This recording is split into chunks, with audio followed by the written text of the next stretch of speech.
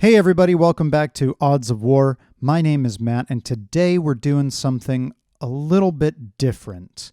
Now, what we're doing today, if you couldn't tell by the title, is we're talking about the art of war gaming.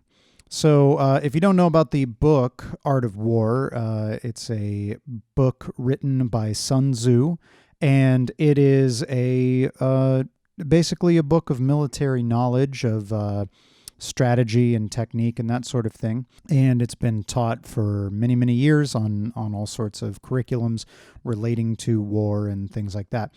So what I thought would be cool is if we took this book and we went through it together here in a new series that we're calling Art of War Gaming, talked about it, read some passages, talked about it, figured out how it related to this wacky hobby of wargaming that we all love. And you might notice, if you're a subscriber on this channel, you've probably joined for the Kill Team content and things like that. But you'll notice that I'm calling it Art of War Gaming. That's more than just a catchy title, because I want to sort of take this discussion and elevate it past just Kill Team or even Warhammer 40K universe or just sort of all wargaming. So the things I want to kind of be talking about can be related to all sorts of wargaming, whether that's if you're into historicals or small skirmish games like Infinity, or large battles in the Warhammer 40K or Age of Sigmar universe. I just figured that this sort of stuff is really applicable to more than just Kill Team, and so I wanted to title it Art of Wargaming, and then also just have it be there for anyone who could use this sort of thing. All right, so to start off at the beginning, Art of War is a book with 13 chapters.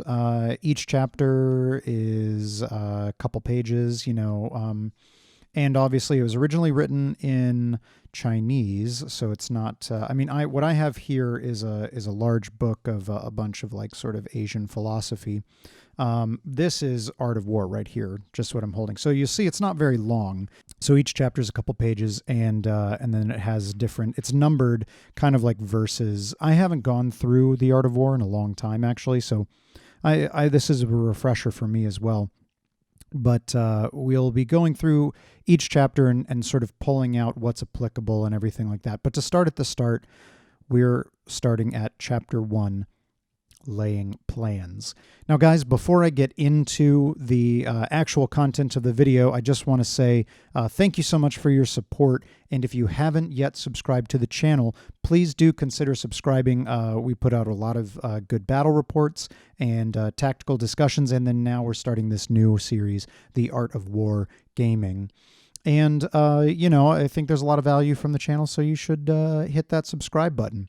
Also, if you like this video, if you end up liking this video, make sure to hit the like button and let us know down in the comments what you like and everything like that. This, like everything, is an experiment in format and everything like that. So if you have any ideas, of course, we are always open to constructive criticism. This video is sort of setting the groundwork for the entire series, and we're sort of laying the foundation, right? And that's what this first chapter, Laying Plans, is about as well. So, of course, any wargaming, there's a variety of pre-planning that goes into it. Whether you're building your army list, your kill team, your band of mercenaries, whatever it is that you're doing, there's an element of planning that goes into each and every war game that we love so much. Of course, there's things setting up the table, everything. Now, this is where I think Art of War is going to start relating to us right now. We're going to start at verse 3, and I'm just going to read a little bit here to you because I think it's important. We'll just read verse 3 and 4. The art of war, then, is governed by 5 constant factors to be taken into account in one's deliberations when seeking to determine the conditions obtaining in the field. These are 1. The moral law, 2. Heaven, 3. Earth, 4. The commander, 5. Method and discipline. Now, you might say to me, hey, Matt, the moral law, what does that mean for wargaming? What does heaven mean? What does earth mean? Well, that's what this series is about. We're going to take these things and we're going to translate them into something related to wargaming.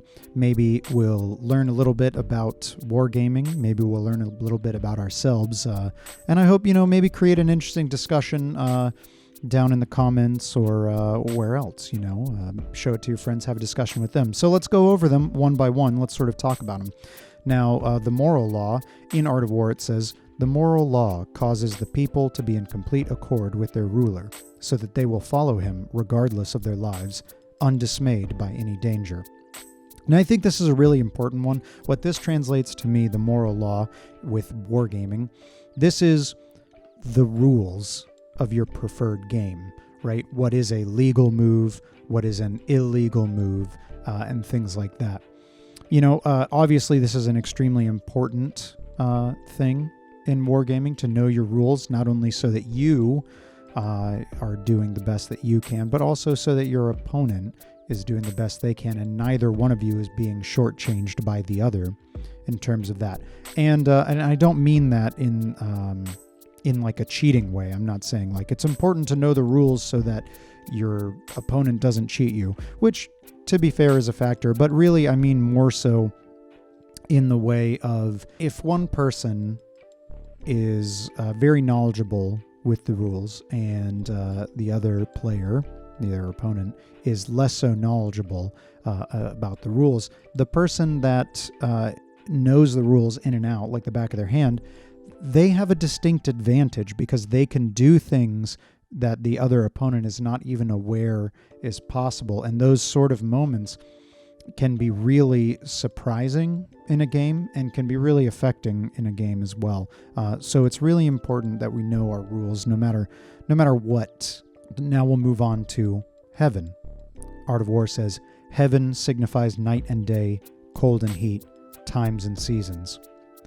What I relate this to for me is sort of knowing yourself, how you like to play your army, knowing your opponent, how they like to play their army, and how both of all of that sort of forms the meta, if you will, of your particular game or of your play group as a whole, right? So that's what heaven is to me, is sort of the meta in which you're participating.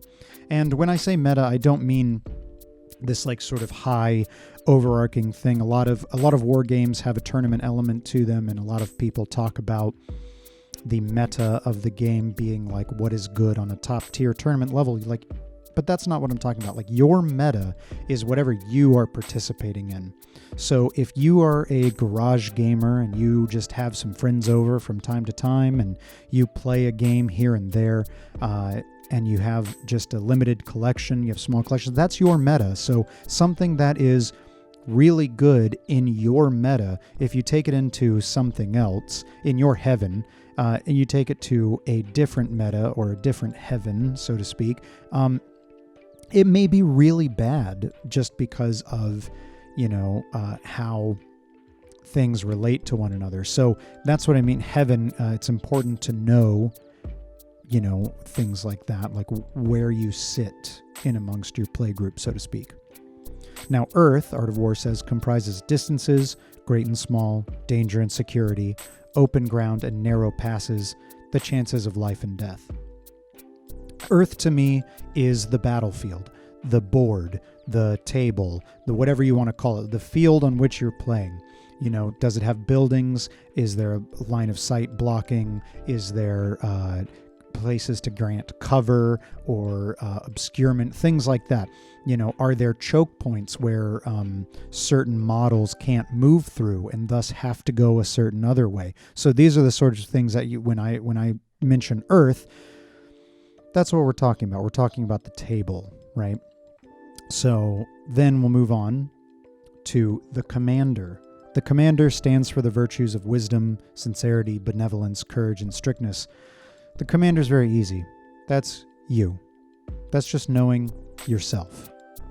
Kind of like how I talked about heaven, knowing how you like to play, things like that. The commander is yourself, knowing like what, and not just how you like to play, what armies you like to play, what sort of things you like to do, but also what are you looking for when you come to the table at a wargaming event or a league day or at a buddy's house or your house. What are you looking for? What are you looking for? A tight competitive game, a nice fluffy narrative game, just to sit back with your friend and spend some time, spend an afternoon or an evening playing, and you don't really care what happens, win or lose? Or, are you going to a local tournament and you're like, I'm here to win and I want to win? And, it's important to know yourself. Moving on to method and discipline. By method and discipline are to be understood the marshalling of the army in its proper subdivisions, the graduations of rank among the officers, the maintenance of roads by which supplies may reach the army, and the control of military expenditure. Now, method and discipline to me, as far as relating to wargaming goes, means how you organize your army, knowing your particular army's rules, and etc., right? So, making sure you have an a lot of war games require, some sort of organization chart. A lot of them require that you don't mix certain units, things like that. So the control of military expenditure is your investment, both in monetary amounts and in time. And so you have to sort of gauge that and everything. So these are the 5 things to take into account. Now, it says in verse 11 here of chapter 1, Laying Plans, these 5 heads should be familiar to every general. He who knows them will be victorious. He who knows them not will fail. Therefore, in your deliberations, when seeking to determine the military conditions, let them be made the basis of a comparison in this wise. 1. Which of the 2 sovereigns is imbued with the moral law? So which of the 2 opponents has a better grasp of the rules? This is, like I mentioned earlier, this is a big advantage to have a higher grasp of the rules than your opponent. And I'd argue that, the person with the higher grasp of the rules probably has an obligation to the person with a lesser grasp to not pull any fast ones or something like that, just to make sure that they understand what they're doing. Obviously, there's just going to be an innate advantage there, which, what can you do? But it's important to keep that so you go, okay, so, player 1 and player 2, well, player 1 has a better, grasp of the moral law. 2, which of the 2 generals has the most ability? So which player is, frankly, the better player? These are sort of can be tough questions to ask oneself sometimes, but that's the point of this series, right? We're going to go over this stuff and sort of self-reflect and think about these sort of things. But which of the 2 generals has the most ability is a great question to ask. When you have someone who's well-versed and well-skilled with their army or their team or what have you, or the particular mission they're playing, like they know how to win the mission, or perhaps someone, doesn't have as much experience in one of those facets. I mean, again, in addition to who knows the core rules, so to speak, better, who's the smarter player? I mean, these are advantages you have to ask yourself when you're trying to, garner some enjoyment, so to speak, from the hobby. 3, with whom lie the advantages derived from heaven and earth? Again, this can be a tough one, because when you think about knowing yourself and your opponent, how they like to play, does player 1, they don't care if they lose models, they just want to just throw a bunch of dice, and player 2, they, care greatly about losing models, but, they recognize that it must be done. Or perhaps if, player 1's army is on the back foot just because of the particular matchup, maybe they've never faced off against a particular force before, and player 2 is bringing this force, and so player 2 has an advantage derived from heaven because they, within the meta of everything, they have a little bit of advantage. And then Earth, so when you get to the table or the board or whatever it is, and you pick sides and you pick your deployments and stuff like that, who has the better deployment? Was it in favor of you or was it in favor of your opponent? If you're a melee army team, what have you, if your primary source of damage or enforcing your game will on your opponent is through melee, where the deployment zone's close. If you want to stay back and castle up and shoot, where the deployment zone's far away. Again, those choke points on the table that you see, perhaps they give you some advantage, and can you leverage that advantage? So these are the sorts of things you have to ask yourself when you're coming to the game table. Who's got the advantages where and how and why, what that actually means for the game. So these are the sorts of lenses moving forward as we delve further into the art of war. These are the sort of lenses that we're going to be looking at things through. So when we talk about a particular strategy laid out in the book and things like that, we'll have to ask ourselves, is this something that is in alignment with the moral law, right? The rules of the game. Is this something that, is an advantage granted to us by the earth, by the table, or the board, right? So we'll be taking these things, we'll be setting back, we'll be pointing back to these things time and time again as sort of rubrics to look at different things with. Now, so moving on through chapter 1, verse 17, according as circumstances are favorable, one should modify one's plans. Now, that can sort of be summed up in, there's another famous saying, no plan survives first contact with the enemy. And that's the thing, right? Every army or team or force, they all have a game plan. There is something there that they want to do, whether it's they want to, shoot somebody, they want to fight somebody, they want to use psychic powers or magic or what have you, right? There's a game plan inherent in each force, so to speak. There's a what you might call a win condition inherent to them. But there's a need to be flexible because, let's say, right, let's talk about, having a disadvantage. First, right, I play orcs in Warhammer 40k. That's a extremely melee-focused army. So I want to get into melee a lot. Like, it's a very, very highly incentivized for me to get there. But if the table, right, so that's the earth, if that is covered in terrain that impedes my movement, then I need to be able to adapt and change. Instead of just running forward pell-mell and trying to get in, well, then I need to perhaps play it slowly, play it more carefully, move up slowly, staying in cover, that sort of thing. But versus that, let's say, I am an army that's very fast and flies, then you need to, given the same example, you need to push the advantage, right?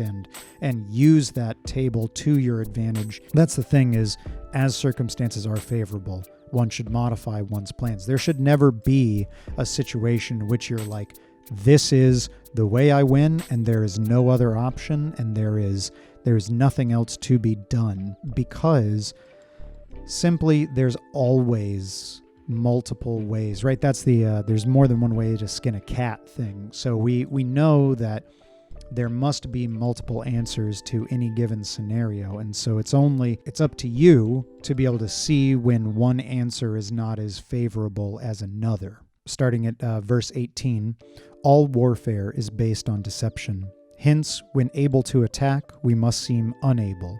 When using our forces, we must seem inactive. When we are near, we must make the enemy believe we are far away. When far away, we must make him believe we are near. Hold out baits to entice the enemy, feign disorder, and crush him. If he is secure at all points, be prepared for him. If he is in superior strength, evade him. If your opponent is of choleric temper, seek to irritate him. Pretend to be weak that he may grow arrogant. If he is taking his ease, give him no rest. If his forces are united, separate them. Attack him where he is unprepared. Appear where you are not expected. Going back over this really quickly, right? All warfare is based on deception. Attack when you seem unable, seem far away when you're near, that sort of stuff. So these are the sorts of things that when you are playing the game, whatever game it is, you certainly shouldn't be tricking your opponent, telling them, a falsehood. That would be a breaking of the sort of social contract of these war games that we play. I mean, you shouldn't be lying to your opponent, but there's, nothing wrong with, for example, I do this a good bit. I lay out, during deployment, I make it seem like I'm deploying on one side, and then I might go deploy heavily on the other. Things like that. That would be that holdout baits to entice the enemy, feign disorder, crush him. I mean, there's so many things happening in a game that if you want to win, if you want to be successful, right, you need to be able to employ sort of almost a level of misdirection, and I don't mean that in the way of, like I said, I'm not saying lie to your opponent or anything like that, but there's like a level of like, okay, well, if I have heavy melee unit, you're going to expect me to basically just charge it in. But so I don't want to do that if you've set up yourself to counter it, right? I want to try to draw you out, stretch your line, then charge in. Or if you're a heavy, let's say you're a heavily shooting force, right? That all it wants to do is sit back and shoot, is maybe you put yourself in such a situation that it looks like you've left a weak flank, but you're purposely doing that to bait your opponent into attacking that flank, so that, and then if they play into that, then you can then capitalize on whatever else you're planning. So that's the warfare's based on deception thing. You need to, or in theory would want to be, sort of thinking of these things and utilizing them, right? If he's secure at all points, be prepared for him. If he is in superior strength, evade him. There can be a lot said in the wargaming world for knowing when to pull back. There's a good bit of times I can think of where I've probably lost games because instead of pulling back, playing safe, keeping the mission in mind, I instead pushed the advantage and went stronger than I needed to, went harder than I needed to, and it ended up stretching me too thin and crushing me in the end, and so the same way you need to know if your opponent, if there's no weak spot for you to exploit, then, and it is a war of attrition, then you need to know how to, pull back, play it safe, get in cover, lessen the impact to your unit, and wait for that moment to strike when you see the opening. If your opponent is of choleric temper, seek to irritate him. Pretend to be weak that he may grow arrogant. If your opponent is easily riled, I mean, you can do something like, even though it may not win you the entire game, maybe you destroy your opponent's favorite unit. Everybody talks about that new painted model syndrome, right? So the moment you finish a model or finish a unit and you put it on the table and it dies without ever doing anything. Everybody knows that feeling. Everybody's had that where they're like, oh, I'm really excited for this. And, we know that that's a big blow to your morale. And you sort of, now that's like a mental load on you, right? That's and so you're thinking about that while the rest of the game is happening. Well, same thing here. If your opponent is of choleric temper, seek to irritate him. Destroy their new shiny model, destroy their favorite unit or something like that, because these are going to be the things that you want to force upon your opponent to force this situation called decision fatigue. Decision fatigue is when there's too many points to consider, there's too many things to consider, and it opens up, it doesn't guarantee, but it opens up the possibility of your opponent making a mistake.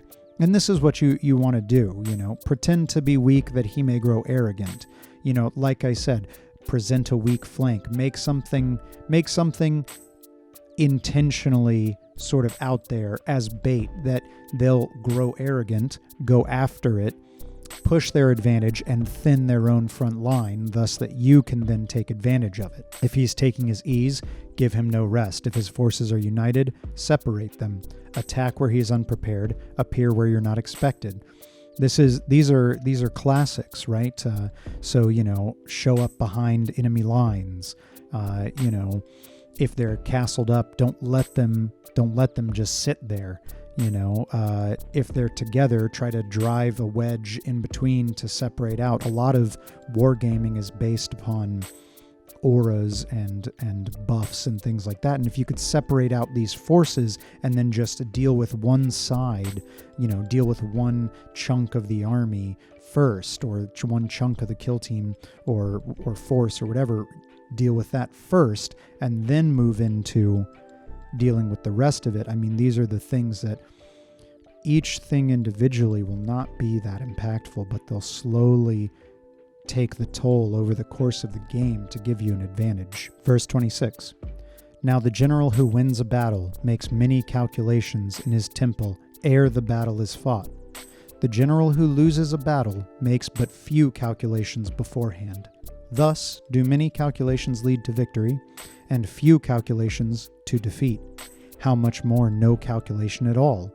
It is by attention to this point that I can foresee who is likely to win or lose. This is a great passage as far as wargaming goes, because, this sort of sums up everything we've just talked about, right? So, it makes, the general who wins many calculations in the temple ere the battle is fought.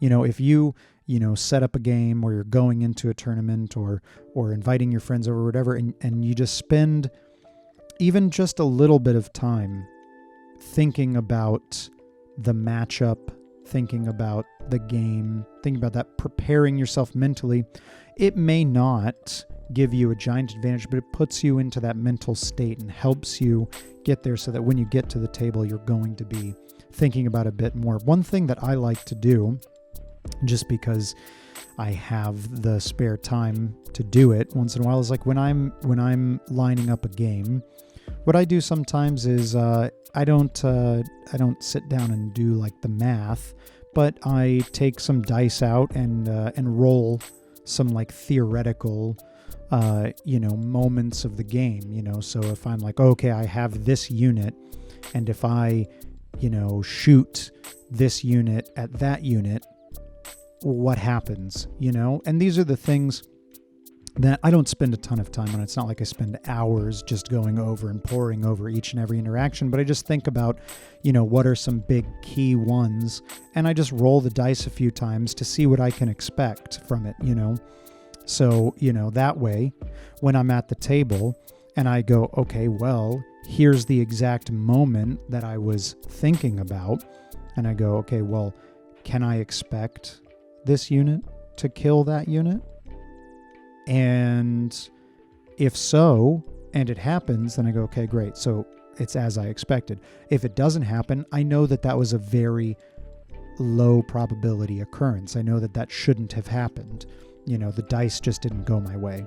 Or if I know, hey, this unit has no business killing that unit, I can recognize, I got very lucky there. Or I, got... my opponent got very unlucky, whichever way the dice decided to roll out.